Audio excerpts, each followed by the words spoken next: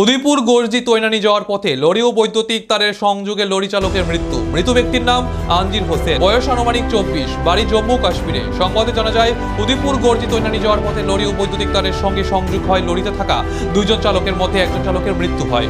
এলাকাবাসী ঘটনাটি দেখতে পেয়ে তৎক্ষণাৎ অগ্নি নির্বাপক দপ্তরে খবর দেয়। খবর পেয়ে ছুটে যায় অগ্নি নির্বাপক কর্মীরা। অগ্নি নির্বাপক দপ্তরের কর্মীরা মৃত ব্যক্তিকে গোমতী জেলা হাসপাতালে নিয়ে যায়। সেখানে দায়িত্বপ্রাপ্ত চিকিৎসক তাকে মৃত বলে ঘোষণা দেয়। এ নিয়ে গর্জি তৈনানি এলাকায় চাঞ্চল্য সৃষ্টি হয়।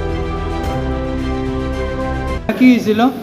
ঘটনাটা হয়েছে 1:30 নাগাদ আনুমানিক।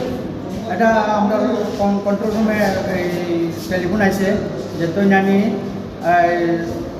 তৈনানির আগে রাস্তাতে একটা গাড়ির মধ্যে আগুন। তো আমরা খবর পাইয়া যথাযথ টিম লইয়া রওনা হয়ে গেছি, যে দেখি যে ওইখানে একজন লোক গাড়ির ড্রাইভার গাড়িটা বাইরে জম্মু কাশ্মীরের ভিতর সম্ভবত। কিসের থেকে আগুনটা লাগছে? কি ছিল তা হইতে পারতাম না, আমরা এগুলি দেখছি না। কিসের থেকে আগুনটা লাগছে? কারেন্টের তার গাড়ির বডির মধ্যে লেগে গেছে, লাগিয়া বডি হয়ে গেছে হইয়া লোকটা মারা গেছে, মানে পুরো ফুরে গেছে। ওর নাম কি জানা গেছে? না, নাম পাইছি না আমরা তো হ্যাঁ তো মৃত ধরতে গেলে আমরা তো আর হইতে পারি না। আর গাড়ির নাম্বারটা কি জানা গেছে? না, গাড়ির নাম্বারটা আমি আনছি না।